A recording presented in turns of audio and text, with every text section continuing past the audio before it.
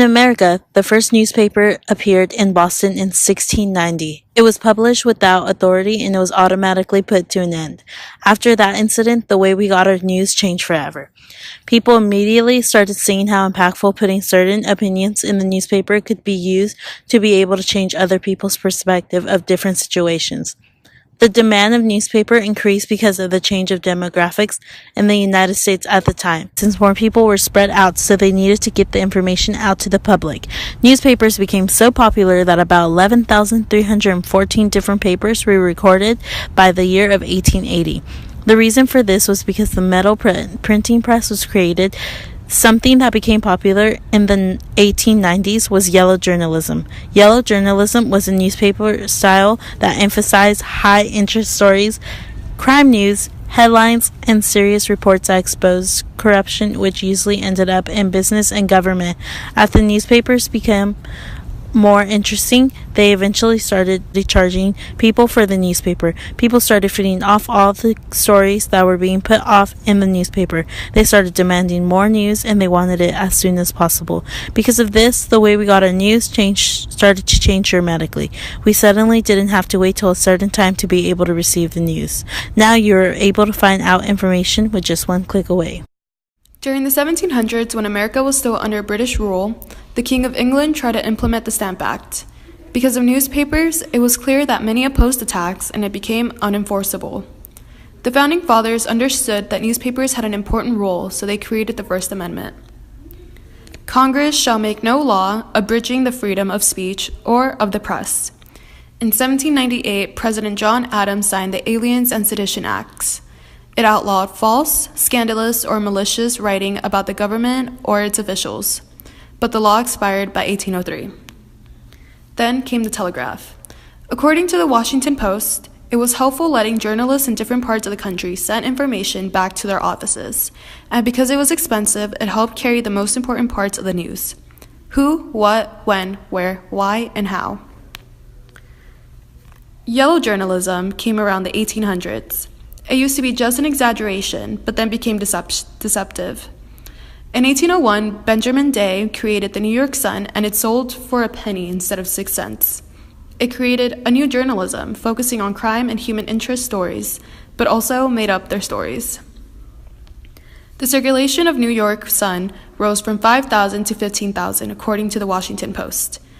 In 1917, the Sedition Act was enacted and was designed to limit unrestrained speech. That same year, the National Civil Liberties Bureau was established to defend freedom of the press. Finally, in 1922, the American Society of Newspaper Editors was established and issued a code of ethics. According to the Washington Post, those were: freedom from all obligations except that of fidelity to the public interest is vital, and by every consideration of good faith, a newspaper is constrained to be truthful. They also stated that by the 1900s, chains of newspapers were being bought. Because space on newspapers were expensive, advertisers sold their advertisements to large chains and pushed smaller newspapers out of business. By 1971, half of the U.S. dailies were chain-owned, and by 1990, it was 75%. Newspapers have evolved greatly since it started in the 17th century, and it hasn't stopped.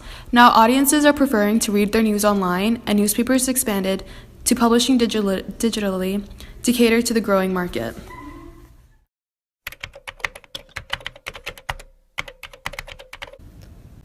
Online newspapers appeal to a diverse audience, among the newshounds, the computer savvy, and the younger generation.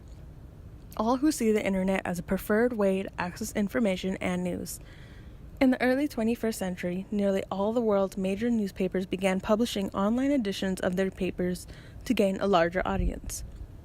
American Press Institute states that many newspapers made their web editions available for free because the advertising revenue, combined with lower printing and distribution costs, could make up for the lost subscription fees. The Pew Research Center states that online ad revenues continue to soar and currently account for just 5% of all newspaper company revenue.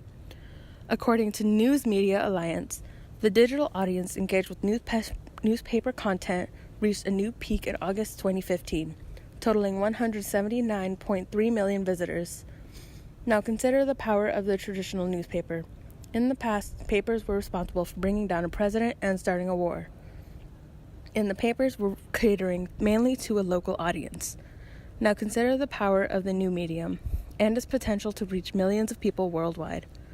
Julie K. Williams, a history instructor at Alabama's Samford University, noticed that when comparing a traditional newspaper to an online newspaper, the overall layout remains the same. There's still a headliner that is meant to get the audience's attention, but the biggest similarity is what news is. We decided in the 18th century that newspapers are about recent or important events, and basically we have stuck to that and have no intentions of changing it.